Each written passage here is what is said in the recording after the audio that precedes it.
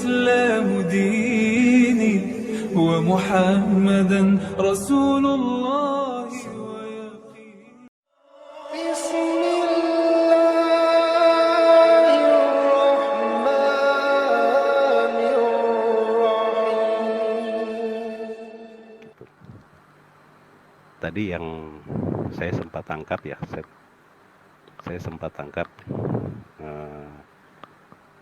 setelah Tuhan Yesus Kristus mati dan bangkit lalu naik ke surga. Bisa dikerasin sedikit Pak suaranya Pak? Di bawah nggak kedengeran katanya. Nah itu bagus, keren. Iya, yang sempat saya tangkap tadi ya, pertanyaan dari host dan semuanya ya, Tuhan setelah Yesus Kristus itu diakui sebagai Tuhan setelah naik ke surga. Iya. Bukan begitu? Itu tadi pembahasan dari teman Kristen Bapak juga itu, bukan dari kita. Oke. Itu dari Bapak kalau mau menjelaskan, iya, Bapak kalau mau menjelaskan silakan. Ya, ini yang pemahaman saya ya. Pemahaman saya kan tidak begitu pakar di dalam Alkitab, enggak lah. Tapi kalau selama halo? Ya, lanjut. Ya. Selama saya mengikuti kateksasi dan dibekali bahwa Yesus sudah datang sebagai Tuhan, tetapi tidak diakui oleh umatnya waktu itu Yahudi. Mereka tidak mengenal dia, mereka cuma tahu bahwa Mesias yang dinubuatkan di dalam Nabi. Kenapa dia yang tadi dibilang di mana ya, di Kisah Para Rasul ya?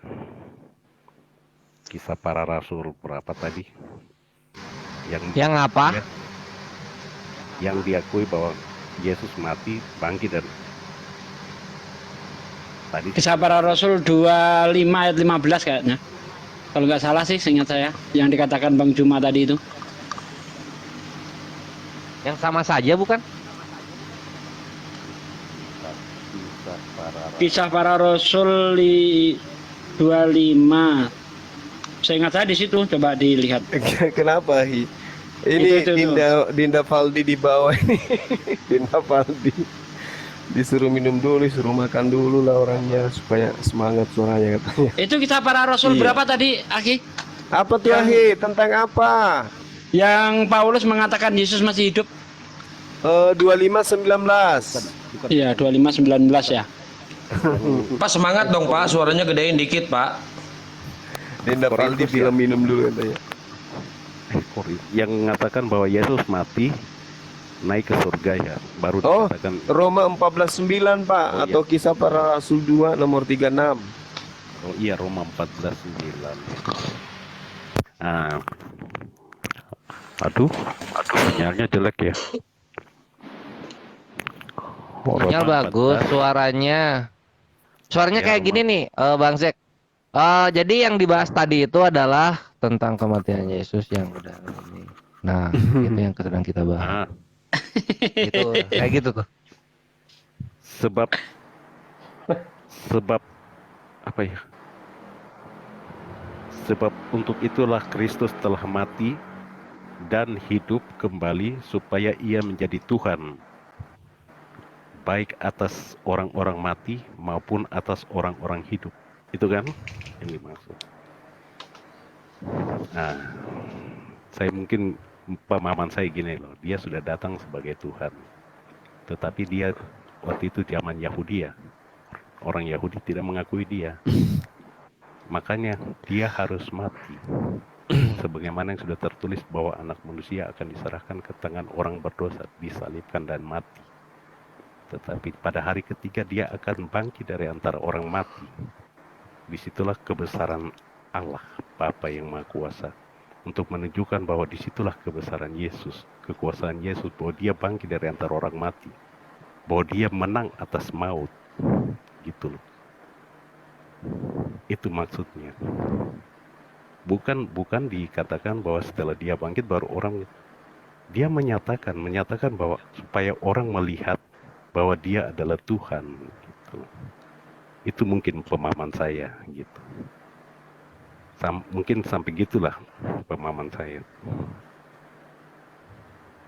Ya silakan Guru Ndak dijelasin. Jangan saya, Akhi Sugi atau yang lain. Suara saya nadanya tinggi nanti. Ya udah, Silakan. ini aja. Santai aja, namanya Satsugi aja yang menjelaskan tentang apa yang kita ditanyakan tadi. diskusi gini-gini, Tadi udah santai mendengar aja, belum? nggak usah Enggak, terlalu ngegas. ini bang, suara abang terlalu lembut buat saya, sementara suara saya itu kasar gitu. Jadi baiknya iya. teman-teman kita yang lain. Iya, silakan. Saya juga dari Papua. Iya, alhamdulillah. Jayapura. Silakan Akhi atau Dinda Kores. Saya ini rada-rada ini telinga saya agak kecil suaranya abang. Tapi gini loh, mohon maaf sekali, apa yang bisa saya jawab itu saya bisa jawab. Tapi kalau tidak, Siap. ya saya mohon maaf sekali. Iya, sama-sama. Atas Mohon pengetahuan maaf juga saya. kami bang. Silakan Dinda Kores atau Akhi Sugi. Sepertinya Satsugi mungkin mau menjawab apa yang tadi ditanyakan sama ini. Iya. Tadi yang dibahas itu Roma. Jadi gini, Pak Zekius tadi mengatakan bahwa orang Yahudi itu tidak menerima Yesus sebagai Tuhan. Bagaimana dia mau menerima kalau Yesus sendiri tidak pernah menerangkan bahwa dirinya Tuhan? Justru yang diterangkan Yesus kepada orang-orang Yahudi itu selalu utusan. Bahkan ketika membangkitkan Lazarus, kalau kita lihat di dalam Yohanes 11 ayat 41, 42, 43, Yesus bersaksi sebagai utusan. Wajar kalau Yahudi itu bahkan murid-murid Yesus sendiri tidak ada yang menyebut Yesus itu Tuhan gitu loh. Nah, tetapi menurut Paulus, kenapa Yesus itu harus mati dan bangkit untuk menjadi Tuhan? Karena dalam pandangan Paulus hanya Tuhan yang bisa membatalkan hukum Taurat. Nah, dengan matinya Yesus dia bangkit menjadi Tuhan, dengan demikian hukum Taurat itu batal. Sebagaimana yang dia katakan di dalam Efesus 2 ayat 15. Ya, dengan matinya sebagai manusia, dia melenyapkan hukum Taurat dan segala ketetapannya. Begitu. Itu alasannya, Bang. jadi yang tadi gini loh, tadi yang teman saya, saudara saya yang Kristen. Kecil banget suaranya sih. Ya, halo. Ya. Jadi teman saya tadi yang mengatakan itu mungkin ya dia pemahamannya agak kurang ya. Tapi yang saya pernah pahami, saya pernah belajar, saya pernah tahu. Nah itu gitu loh, sebagai Tuhan, dia sebagai Tuhan itu bukan setelah dia naik ke surga lalu dinyatakan sebagai Tuhan. Tadi kan sempat dikatakan bahwa oh dia baru dilantik jadi Tuhan. Enggak. Dari lahir sudah dititiskan bahwa engkau akan mengandung kepada Bunda Maria anak dari roh, bukan dari hasil Di mana ada anak dari roh ya? Selama saya membaca itu nggak ada anak dari roh, tapi yang di situ dikatakan benih dari Roh Kudus. Iya, benih dari Roh Kudus. Iya, jangan dikatakan anak dari roh. Iya. Benih kan cikal bakalnya anak kan gitu. Maksudnya dia dititiskan benih dari Roh Kudus. Nah, gitu. Dari situlah itu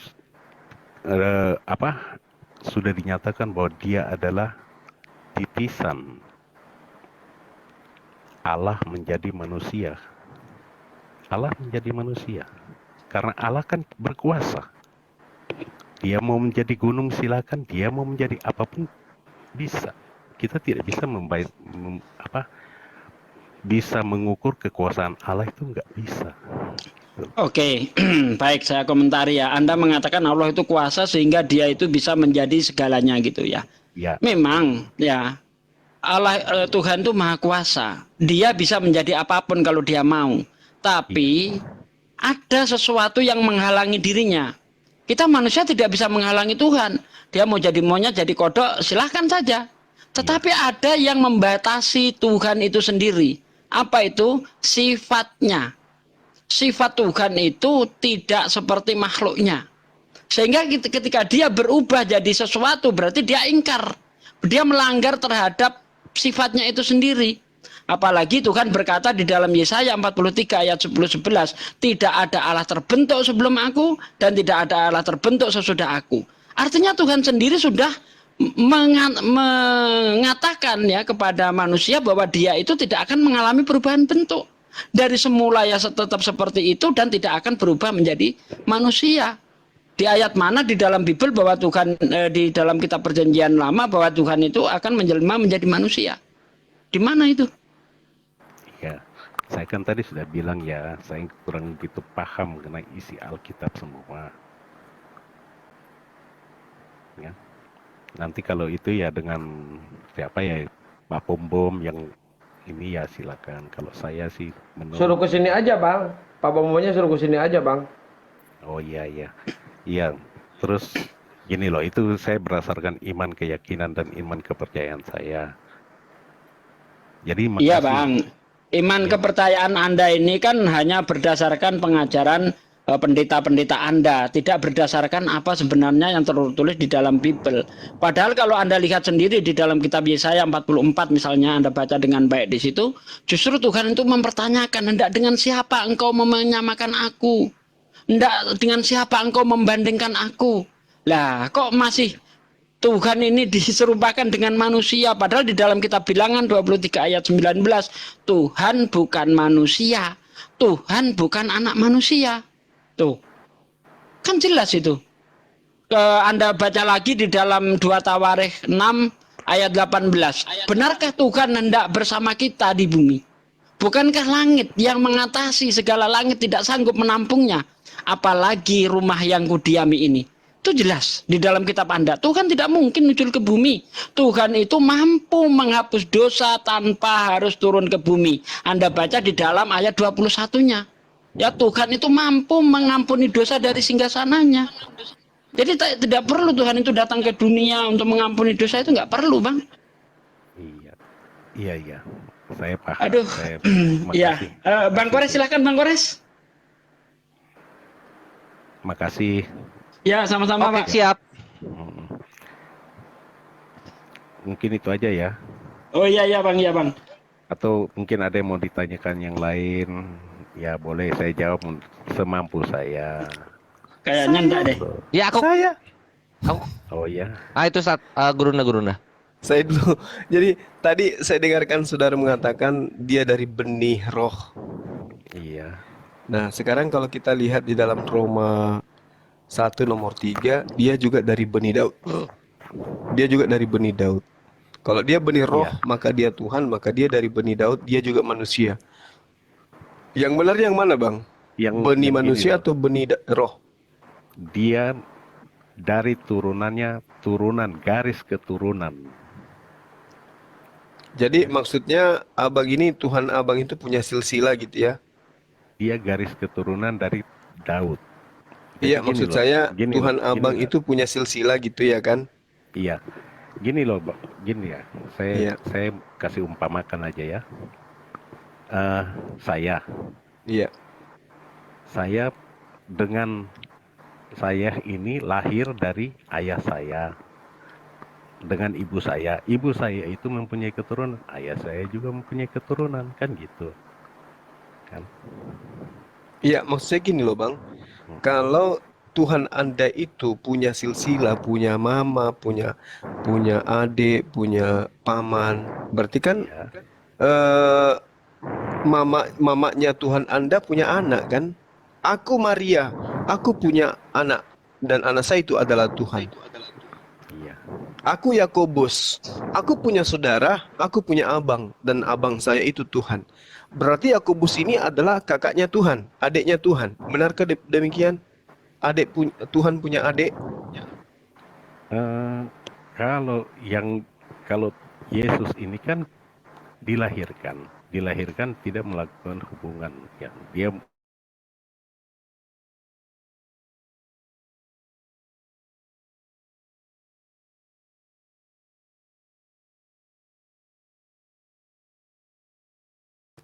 Iya, maksud saya gini loh Bang. Kalau misalnya nanti Yakobus itu bercerita ke teman-temannya, percaya nggak kalian kalau saya punya kakak itu adalah Tuhan pencipta langit dan bumi? Kan jadi lawak-lawak Bang. iya. dia nggak ini mereka diajarkan, disuruh, diperintahkan, beritakanlah, pergilah ke seluruh bangsa, jadikanlah semua muridku, dan baptislah mereka di dalam nama Bapa, Putra, dan Roh Kudus. Iya kan? Iya, Ajarkan apa iya, yang sudah aku ajarkan kepadamu. Itu. iya. Apa yang Nah, sudah kalau Yesus ajarkan? kalau di Islam, Bang, yang sampai kepada Islam itu adalah beritakan Injil. Sampai ke Islam itu, jadikanlah mereka muridku. Kalau yang dikatakan murid itu pengikut, itu sampai ke Islam, Bang. Kami Banyak. boleh dikatakan sebagai murid kalau murid itu pengikut. Misalnya Yesus sunat, kami ikut. Iya. Ya kan? Yesus puasa, kami ikut. Yesus sujud, kami ikut. Yesus dikafani, kami ikut. Apalagi menyembah kepada yang ada di langit, kami ikut. Berarti kamilah yang menjadi pengikut, kamilah yang mendengarkan Injil itu. Kalau di Kristen, beritakanlah Injil kepada seluruh, jadikanlah mereka muridku. Nggak sampai, yang ada jadikanlah mereka hambaku. Nah, jadi saudara ini bukan murid Yesus, saudara ini hamba Yesus. Anda mempertuhankan Yesus. Beda itu, Bang. Beda murid, beda hamba. Jadi kalau misalnya murid kelas 5, hamba kelas 5, itu enggak relevan. Sementara Anda adalah oknum yang menghambakan diri kepada Yesus. Yang dikatakan murid itu pengikut, Bang, pengikut. Apa yang betul. diinstruksikan gurunya itu yang dilakukan. Iya, betul. Iya. Iya. Saya bukan hamba. Kalau hamba itu kan pelayan. Ya. Kalau hamba itu pengabdi, Bang, pengabdi. Jadi dia mengabdikan diri kepada siapa? Kepada kepada Yesus. Tapi rancunya di sini adalah Anda mengklaim diri Anda sebagai pengabdi, sebagai hamba, sebagai orang yang mentuhankan Yesus, tapi sang majikan tidak pernah memerintahkan itu. Yang memerintahkan sebenarnya Anda untuk menghambakan diri seperti yang sekarang ini adalah Paulus. Gitu loh, Bang. Yang memerintahkan Anda menuhankan Yesus, menganggap Yesus itu mati di atas tiang salib, membatalkan hukum Taurat adalah Paulus. Yang memindahkan hari Sabat ke Minggu adalah Paulus. Yang memindahkan babi haram menjadi halal adalah Paulus. Yang memindahkan penyembahan terhadap Bapa yang ada di surga menuju kepada anak Maria adalah Paulus. Jadi Anda itu sebenarnya kalau berbicara mengenai hamba dan pengabdi, Anda itu menghambakan diri, mengabdikan diri kepada Paulusnya dan mengambil Yesus sebagai sembahan. Begitu, Bang, duduk perkara sebenarnya itu begitu. Coba aja Anda tanya diri Anda, atas perintah siapa saya menuhankan Yesus anak Maria? Jawabannya Yesus, bukan. Jawabannya Paulus. Di mana itu? Di Roma 10 nomor 9 nomor 10. Barang siapa yang berkata dengan mulutnya bahwa Yesus itu adalah Tuhan, maka dia akan diselamatkan. Roma 14 nomor 9 yang barusan kita kaji tadi. Jadi Anda ini hambanya Paulus, mengabdi kepada Paulus gitu. Kalau mengabdi kepada Yesus, maka Anda akan menjadi seorang muslim. Kalau Anda mengabdi kepada Yesus, Anda akan menjadi seorang muslim gitu. Nah, yang terjadi sekarang ini Anda mengabdi kepada Paulus untuk menghambakan diri kepada Yesus. Gitu, Bang. Oke, sudah saya Iya, boleh. silakan. Kalau memang Dinda Kores masuk. tadi Anda katakan bahwa kami Muslim. Siap, Muslim Bunda. yang menjadi mengikuti ajarannya Yesus. Ya. Satu saja pertanyaan saya. Pernahkah kalian dibaptis atas nama Bapa, Putra, dan Roh Kudus? Oke.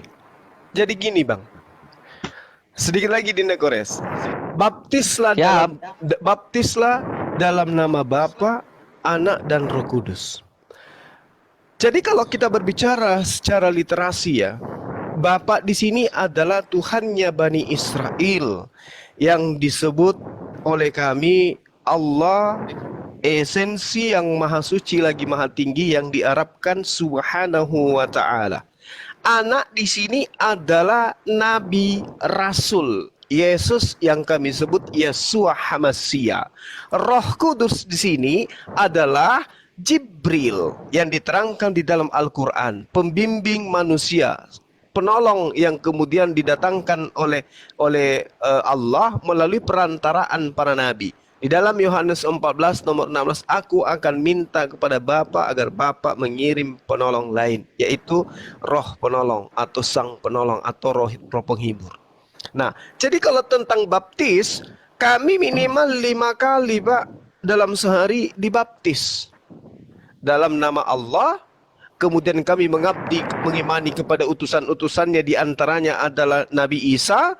Lalu kemudian apa yang kami lakoni, menyembah kepada Allah, ajarannya itu berasal dari Roh Kudus.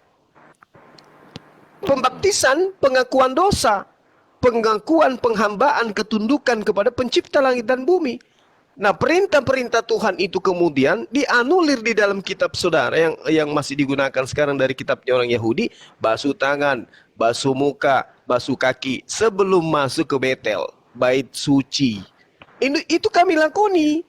Ya, pembeda daripada baptisan Anda adalah Anda menuhankan Yesus. Kalau baptisan Yesus itu dibaptis untuk apa? Untuk menyembah kepada yang ada di langit. Berbeda dengan teman-teman kita. Begitu dia dibaptis, dicelupkan di bak mandi atau dimanapun itu, di sungai. Habis itu dia menyembah kepada Yesus. Padahal baptis itu tidak begitu. Baptis yang benar itu mengakui Tuhannya Yesus satu-satunya Tuhan. Mengakui Yesus sebagai utusan Tuhan. Mengakui Roh Kudus sebagai pengajar yang membimbing manusia melalui pewahyuan yang diperintahkan oleh Tuhan. Makanya Yesus mengatakan di dalam Yohanes 16 nomor 12 dikatakan bahwasanya ketika Roh Kudus itu datang, dia tidak berkata-kata dari dirinya. Apa yang disampaikan adalah apa yang diperintahkan untuk ia katakan. Berarti Roh Kudus ini adalah pesuruh. Roh Kudus ini adalah oknum yang diperintahkan untuk menyampaikan firman, bukan Tuhan. Karena dikatakan dia tidak berkata-kata dari dirinya sendiri, melainkan dia berkata sesuai dengan apa yang diperintahkan. Berarti dia bukan Tuhan, Pak. Dia hanya perantara yang bertugas untuk menyampaikan pengajaran. Nah, pengajaran itu disebut wahyu. Jadi kalau dibilang baptis membaptis, umat Islam itu 5 kali sehari dibaptis.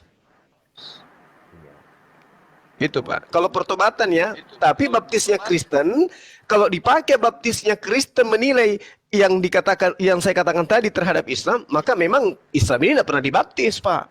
Tapi kalau baptis ini dinilai dari segi pemaknaan, yaitu bertaubat, mensucikan diri, lalu mengakui Tuhannya Yesus satu-satunya Tuhan, Yesus utusan Tuhan, dan Roh Kudus itu adalah penyampai firman, maka umat Islam itu ya setiap saat dibaptis.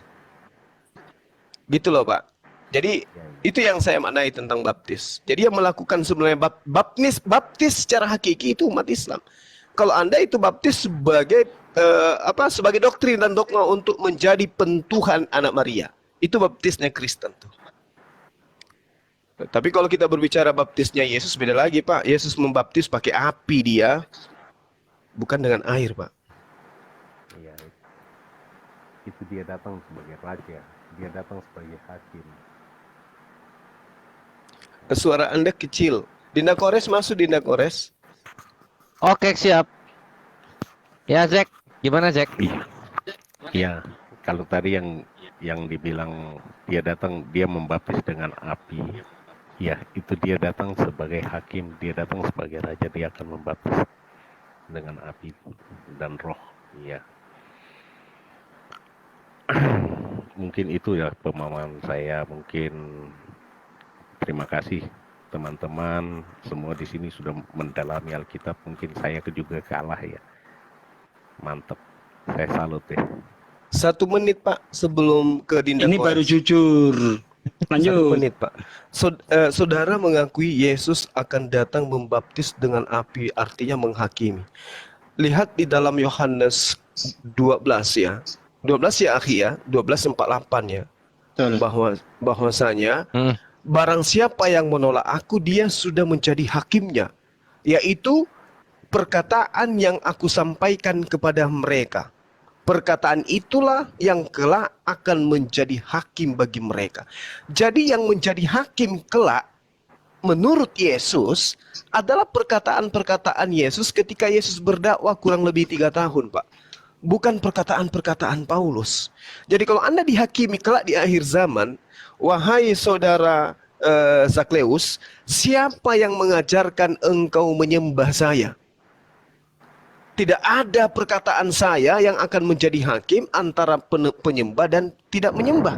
Aku memerintahkan kaumku, umatku, justru hidup kekal itu adalah mengenal Tuhan satu-satunya itu yang ada di surga, dan saya hanya utusan.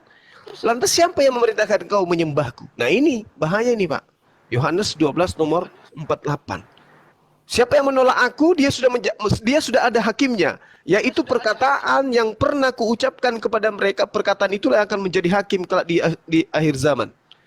Berarti kalau umat Islam ditanya, Bang Suma ditanya, wahai Suma, kenapa kau tidak menyembahku? Ya, karena kau manusia, kau mengaku banyak kali, ratusan kali kau mengaku sebagai anak manusia, dan kamu tidak pernah mengaku sebagai pencipta langit dan bumi yang menjelma menjadi manusia. Itu hanya perkataan oknum di luar kamu.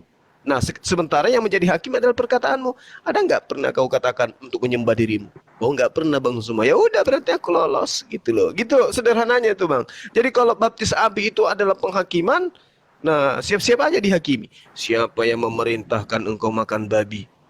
Saya sudah mengatakan di dalam Lukas 16 nomor 17, lebih mudah langit dan bumi lenyap daripada setitik hukum Taurat batal. Sedangkan haramnya babi di dalam Imamat 11 nomor 7 itu adalah bagian terpenting di dalam hukum Taurat.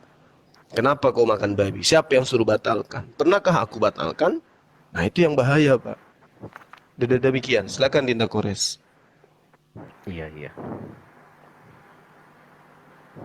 Gimana, Zak? Oke, makasih atas penjelasannya. Tapi maaf sekali saya nggak bisa ini karena iman percaya saya sudah dibaptis dan disidi dengan pengakuan iman percaya saya.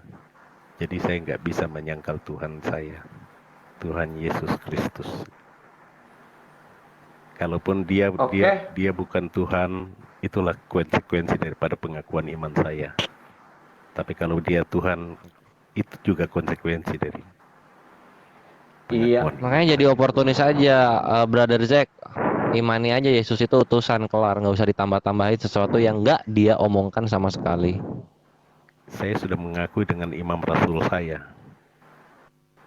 Bahwa Yesus adalah Dia yang akan datang dari sana untuk menghakimi orang yang hidup dan yang mati. Aku percaya kepada Allah Sebagai? Bapa yang Maha Kuasa, Khalik langit dan bumi, dan anaknya Yesus Kristus, anaknya yang tunggal Tuhan kita, yang dikandung daripada Roh Kudus, lahir dari anak darah Maria, yang menderita di bawah pemerintahan Pontius Pilatus, disalibkan, mati dan dikuburkan. Pada hari yang ketiga. itu rumusan, itu bukan perkataan Yesus. Itu iman rasuli. Pengakuan Iya, pengakuan iman rasuli itu kredo itu. Bukan ajaran Yesus. Iya. Iya, bukan yang Yesus ajarkan. Karena Yesus mengajarkan bahwa yang menyelamatkanmu adalah imanmu. Iya, Ya, Pak, iman tapi Yesus sebagai apa? nah itu dia. Iman percaya saya kepada Yesus. Sebagai apa, Sebagai Pak? apa Yesusnya? Dia sebagai Tuhan dan Juru Selamat. Nah, ini yang nggak ketemu, Pak. Itu nggak pernah itu. Ini yang nggak akan temukan dari Bible Anda. Karena iman yang dimaksud di situ percaya Yesus sebagai utusan. Yohanes 17 ayat 3. Inilah hidup yang kekal itu, yaitu mereka percaya bahwa engkaulah satu-satunya Allah yang benar dan Yesus Kristus yang telah diutus. Itulah iman yang benar. Bukan iman kepada Yesus sebagai Tuhan.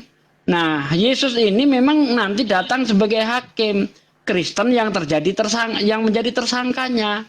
Di mana itu bisa kita lihat dalam Matius 7 ayat 22-23. Pada hari terakhir nanti banyak orang berseru kepadaku, Tuhan, Tuhan, bukankah aku bernubuat demi namamu, mengusir setan demi namamu, dan mengadakan mukjizat demi namamu pula. Pada hari ini aku akan berterus terang kepada mereka, aku tidak mengenalmu, nyahlah kau dari hadapanku, hai para pembuat kejahatan. Kalau memang Yesus itu Tuhan, kenapa bukan umat Islam, umat Hindu, umat Buddha yang diusir? Kok justru orang yang memanggil Yesus Tuhan, Pak? Coba. Iya. Itu yang diusir di dalam Matius 7, 22, 23 itu siapa menurut Anda?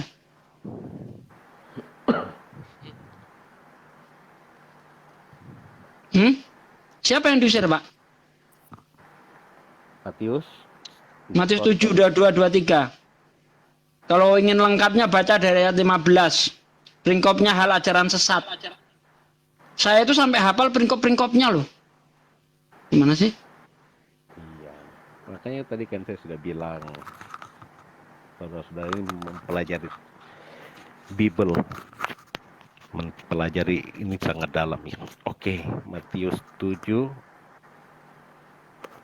ayat 22, Ya. 23. Dari 21 dulu.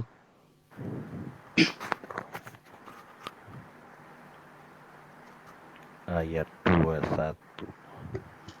Bukan setiap orang yang berseru kepadaku, Tuhan, Tuhan akan menduduki kerajaan sorga, melainkan mereka yang menuruti kehendak Bapakku yang di sorga. Anda menyembah Yesus, apa itu termasuk kehendak Bapak?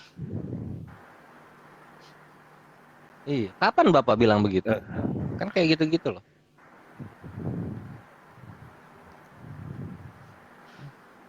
Ini Kami kurang di sini nih mempelajari lawannya- Bible lawannya makin kuat kurang greget Islamnya. sih.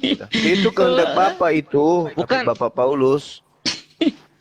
Lawannya Enggak, kurang ini greget tuh sebenarnya sama Pak Zak Kores itu- aja deh. Enggak, Ahi, saudara Dia bukan kita ini, dia mau saudara kita ini mau belajar, Ahi, bukan mau berdebat. itu Sasugi maksudnya. Dibimbing Dia mau aja, belajar. dibimbing. Ini saya lagi bikin kopi campur masako dulu. Sambil menunggu yang sudah petran turun tangan. bawahan. Kelakuan sejak zaman di Facebook itu kalau bikin kopi campur masako itu. Bang Jul, monitor nggak Bang Jul? Aduh. Bang Bang Julius, Jul. Kayaknya udah nggak monitor ya? udah enggak kayaknya. Ya, Samuel Aldo saya masukin ya. Bang Samuel Aldo biar berdua. Samuel Aldo Heeh. yang gereja Assyria itu.